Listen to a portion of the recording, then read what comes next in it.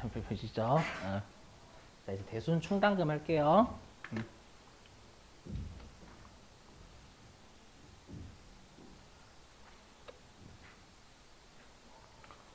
여기 힘이 없어요, 여러분들.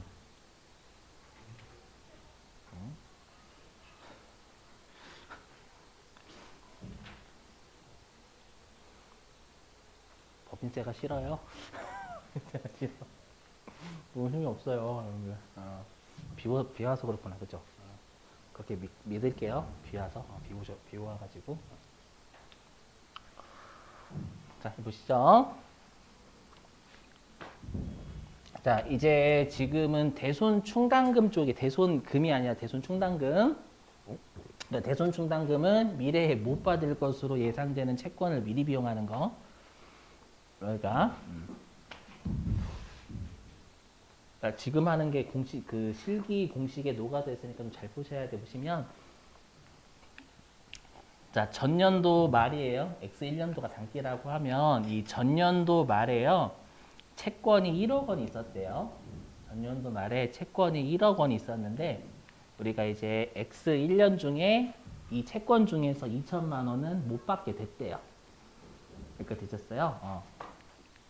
자, 그리고 이제 우리가 올해 연도 말에 채권이 여차저차 해가지고 우리가 채권이 되게 변하기도 떼어 먹히기도 하고 예상으로 팔기도 하고 그러니까 채권이 여차저차 해가지고 단기 말에 채권은 2억 원이 됐대요.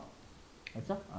그러면 우리가 항상 여러분들 그 회계에서도 대손은 어떻게 예상하냐면 기말 채권 잔액에다가 몇 퍼센트를 못 받을 것 같을까라고 해서 기말에 대손 예상하잖아요.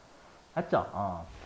자, 그럼 보세요. 어떻게 하냐면 여기서는 자, 내가 전년도 말에 가지고 있던 채권이 1억이었고 올해 그 중에 2천만 원이 대손이 되면 이걸 우리가 대손 실적률이라고 불러요.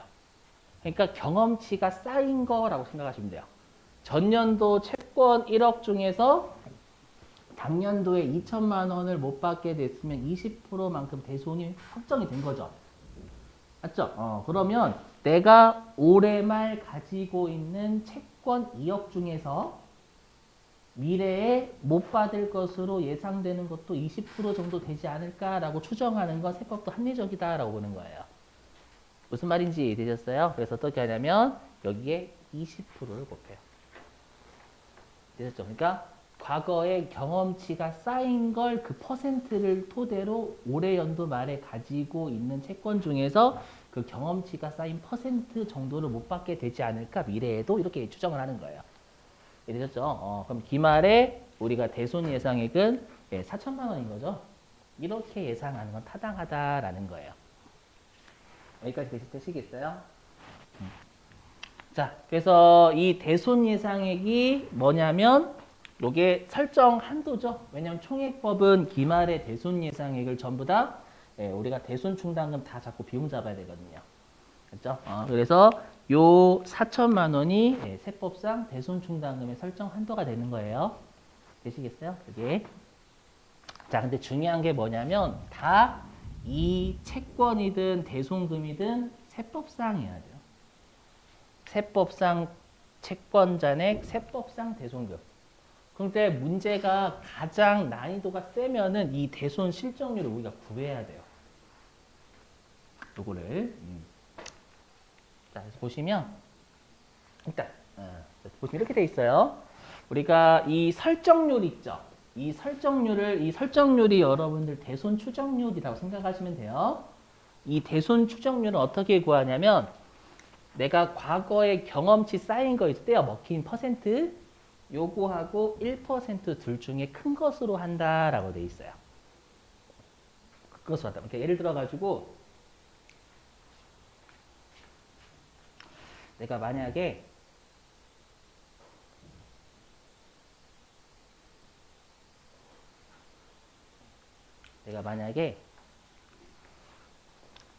전년도에 채권이 1억 있었죠. 1억 중에서 70만 원 못 받게 됐대요. 그럼 요거 여러분들 계산하면 0.7%거든요. 그럼 0.7%의 경험치가 쌓였으니까 0.7% 해야 되죠, 원래. 근데 세법은 예, 우리가 1%보다 작으면 1%로 하라라고 돼 있어요. 둘 중에 큰 겁니다. 이건 우리가 실기 때 해야 되는데 문제가 쉬우면 어떻게 해주냐면 얘를 줘요. 대손 실적률은 뭐 2%다라고 주면 2%로 잡아라 그 뜻이 되는 거고 얘가 0.5%다라고 하면 1%로 클릭하세요 그 뜻이면 쉬워요. 무슨 말인지 이해되세요? 가장 난이도가 세면 요 실적률을 안 주는 거예요. 그러면 이게 제일 더러운 문제예요. 왜냐하면 이 대손 실적률은 우리가 어떻게 구하냐 다시 지우고 요 대손 실적률은 어떻게 구하냐면 자 보시면 자 우리가 일단 지금 세법상 채권은 두 개가 필요하죠. 만약에 실적률을 안 준다면 세법상 채권은 전기말 세법상 채권, 단기말 세법상 채권이 필요한 거예요. 되세요? 그럼 아까도 말씀드렸지만 세법상 채권은 세법상 자산이죠. 채권이 자산이니까. 그럼 자산은 우리가 장부상 자산에다가 유보나 마이너스 유보를 반영하면 되잖아요. 유보나 마이너스 유보가 자산이나 부채의 차이니까. 그죠? 그래서 여기 자 장부상 채권에 우리가 채권의 유보. 유보라는 건 우리가 채권 자산이니까 자산의 유보는 세법이 채권이 많은 거예요. 그죠? 그래서 채권의 유보는 더해요. 이해되시겠어요? 반대로 채권의 마이너스 유보는 빼야 되겠죠. 자산의 마이너스 유보는 세법이 적은 거니까. 이해되세요? 그래서 우리가 세법상 채권은 장부상 채권에 채권의 유보를 더해요. 되셨어요? 그 다음에 우리가 이거는 어디에서도 했냐면 연충에서도 했고 퇴충에서도 했죠. 뭐예요? 우리가 지금 구하고자 하는 게 만약에 전기말 채권이다 라고 하면 장부도 전기말 채권, 채권의 유보도 전기말 채권의 유보 또는 마이너스 유보 이렇게 해야 되는 거고 되실까요? 그 다음에 단기말 세법상 채권을 구하려면 장부도 단기말 채권, 채권의 유보도 단기말 채권의 유보나 마이너스 유보가 된다는 거예요. 되시겠죠? 요거. 자, 그 다음에 우리가 세법상 대손금은 어떻게 구하냐면 대손금이 비용이죠. 그렇죠? 우리가 비용의 장부하고 세법의 비용의 차이는 송금으로 하잖아요. 송금 머시기. 그렇죠? 아까도 했지만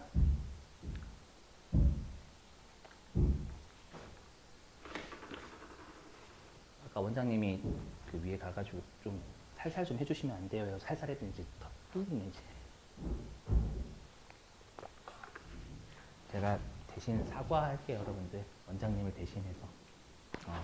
네, 어디서 그 정치에서 봤거든요. 제가 대신 사죄해드리겠습니다. 이런 거.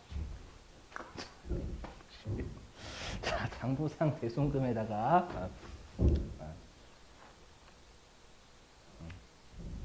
선생님들도 좀 스트레스 받고 원장님 무지하게 스트레스 지금.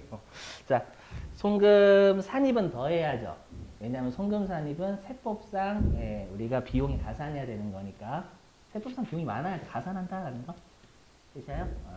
그 다음에 송금 불산입 대손금 빼야 되고 송금 불산입은 세법상 비용에서 차감해야 되는 거니까. 되셨죠? 이렇게. 자, 그럼 잘 들어보세요. 그럼 문제에서 실적률을 줘요. 그럼 실적률을 주면 뭐를 구할 필요는 없냐면 전기말 실적률을 줘요.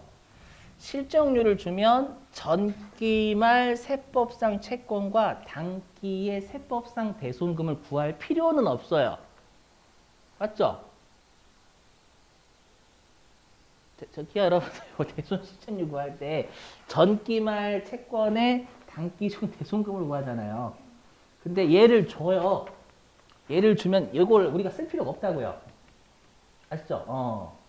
그러면 얘를 쓸 필요가 없으면 쉬운 문제는 맞아요. 하지만 아무리 실적률을 주더라도 세법상 기말채권을 구해야 돼요.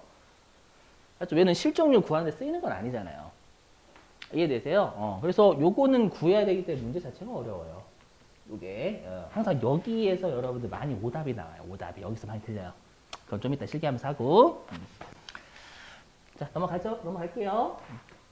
자, 그래서 일단 우리가 기말의 대충은 대손충당금이에요. 대손충당금 한도 15인.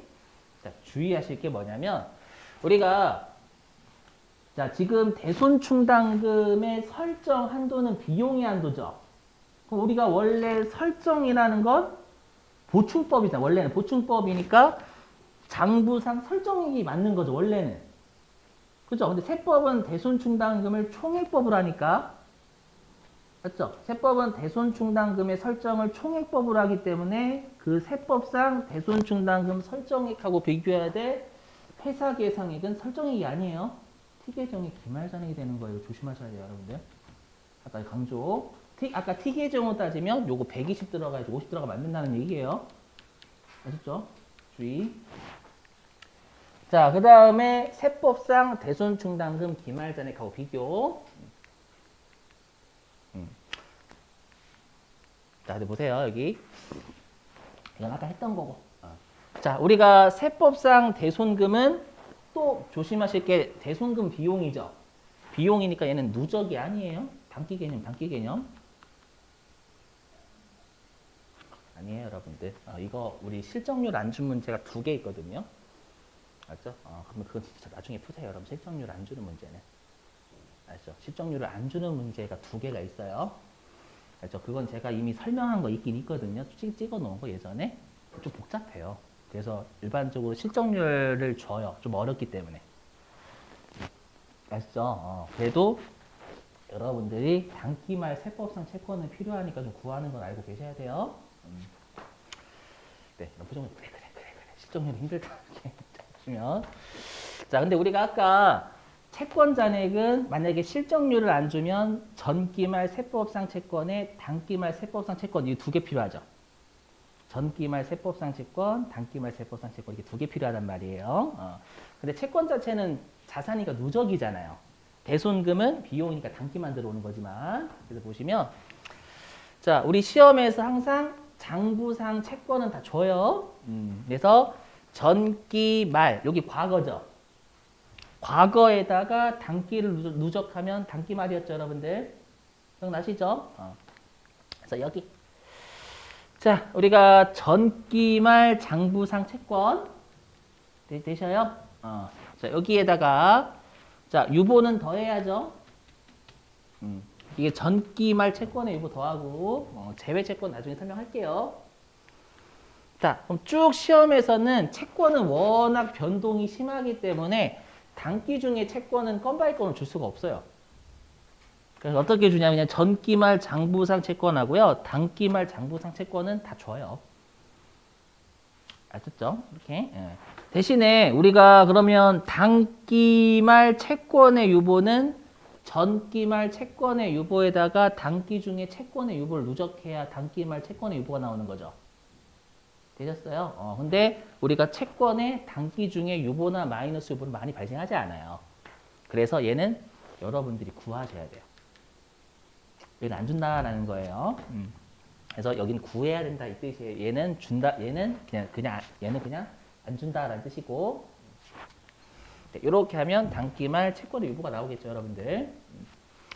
제채권 뒤에서 하고요. 이렇게 하면 세법상 단기말 채권이 나오는데 요건 알고 계셔야 돼요. 이게 실적률이 나와도 얘는 무조건 구해줘야 돼요. 자, 됐고요. 이거 무시하시고 일단 이거는 컴퓨터 알아서 구해주긴 하니까 아까 그래서 대손 실적률은 실제로 여러분 시험에 안 주면은 그냥 그 문제는 여러분 포기하시는 게 나아요. 제가 강사로서 좀 드릴 말은 좀 아니지만 좀 어렵거든요. 많이 어렵거든요. 이게. 자, 그 다음에 한도는 아까 했었죠. 한도는 단기말 세법상 채권잔액의 설정률, 얘는 실적률하고 1%둘 중에 큰 거. 이렇게. 자, 그 다음에 여기 좀 할게요. 여기 보시면. 자, 그러면 우리가 세법상 채권인데 여러분들 내가 만약에 부가가치세가 있는 재화를 외상으로 팔았대요. 그럼 외상으로 팔면 채권은 부가가치세가 포함되는 거예요? 제외되는 거예요? 내가 10,000원짜리 물건을 외상으로 팔았대요. 그럼 채권은 얼마 있는 거예요? 부가가치세가 있다라고 하면 11,000원 있는 거지 10,000원 있는 게 아니죠, 여러분들. 왜냐면 부가가치세도 못 받게 되는 거잖아요. 맞죠? 그래서 채권은 당연히 여기 부가가치세 들어와야 되는 거예요. 당연한 거 상식. 알죠? 그래서 시험에서 부가가치세가 포함됐다라고 하면 빼내시면 안 됩니다. 절대. 채권 자체는 부가세 있어야 되는 거니까. 자, 그 다음에 동일인에 대하여 채권 채무가 동시에 있는 경우 요거는 말 문제만 대비하시면 돼요. 자, 우리가 동일인에 대한 채권과 채무가 있으면 항상 법인한테 유리하게 해준다라고 했었죠, 여러분들. 그 아마 가지급금에서 했었을 거예요. 기억나세요? 자, 그래서 동일인에 대한 채권과 채무가 동시에 있으면 원칙적으로 상계하지 않아요. 왜 상계하지 않냐면 여기 보세요. 우리가 우리가 법인한테 유리하려면 세법상 대손충당금의 한도가 커지면 좋죠. 커지면 요 세법상 당기말 채권이 커지는 게 좋잖아요. 그럼 상계하면 채권이 줄어든단 말이에요. 이해되시겠어요? 그래서 여기 동일인에 대한 채권 채무가 동시에 있으면 상계를 하지 않아야 세법상 채권이 그대로니까 알죠? 한도가 늘어나서 송금을 더 인정 많이 받을 수가 있는 거예요. 되시겠죠? 무슨 말인지 말 문제. 네, 상계 약정 있으면 상계하고요. 넘어가고. 자, 그럼 우리 제외 채권 알았죠? 제외 채권도 설명할게요. 이 제외 채권이란 대손충당금 설정할 때 제외되는 채권이다 그 뜻이에요. 자, 일단 A는 뭐냐? 아까 했던 애들. 아까 대손금으로도 인정하지 않는 채권 세 가지 있었죠? 그 세 가지. 자, 그 세 가지가 뭐였냐면 아까 업무무관 가지급금하고 우리 아까 했던 채무보증 대의 채권 있죠? 보증채무 대의 변제 있었잖아요, 여러분들. 자, 걔네들은 우리가 실제로 못 받았을 때도 인정하지 않죠, 채권을. 실제로 띄어 먹혔는데도 인정하지 않잖아요. 그럼 여기는 대손충당금 쪽이니까 떼어 먹힐 것으로 예상되는 채권도 더더욱 인정하지 않겠죠. 명확하게 못 받았을 때도 얘는 인정하지 않잖아요, 대손금으로. 그죠? 그럼 대손충당금에서 더더욱 인정하네요. 예상되는 채권이잖아요. 이해되시겠어요? 미래에 못 받을 것으로 예상되는 채권에도 안 들어가는 거예요, 얘네들은. 자, 그 다음에 할인어음, 매각거래, 배서양도음. 자, 여러분들 우리가 매각거래로 우리가 어음에 할인할 때 매각거래로 처리하세요 라고 하면 대변으로 받으럼 빼요, 안 빼요? 매각거래로 처리하세요 라고 할 때 대변으로 받으럼 빼요, 안 빼요? 빼죠. 아니 여러분들 우리 매각거래다라고 하면 받으럼 매각거래다라고 하면 대변으로 받으럼 빼지 않나요? 차변에 받은 거 주고 매출채권 처분수 적죠. 그죠? 그 다음에 어음을 배서양도 했다라고 하면 대변으로 받으럼 까요, 안 까요? 배서양도 했다라고 하면 까죠. 그 말은 뭐예요? 왜 B는 우리가 대손충당금 설정 대상 채권에서 제외하냐면 얘는 채권이 없어요. 장부에서 제거가 되잖아요. 어음을 배서하면 어음이 장부에서 사라지고 어음의 할인을 매각거래로 처리하면 대변으로 여러분들 어음을 까니까 채권이 내 장부에 없어요. 무슨 말인지 이해되셨어요? 장부에 채권이 없으니까 얘는 제외 채권에 해당이 되는 거예요. 채권이 없잖아요. 되겠죠? 자, 여기는 뭐 무시하시고 여기는 잘 나오는 편 아니니까. 자, 됐어요. 자, 그러면 이제 입력하는 것 좀 설명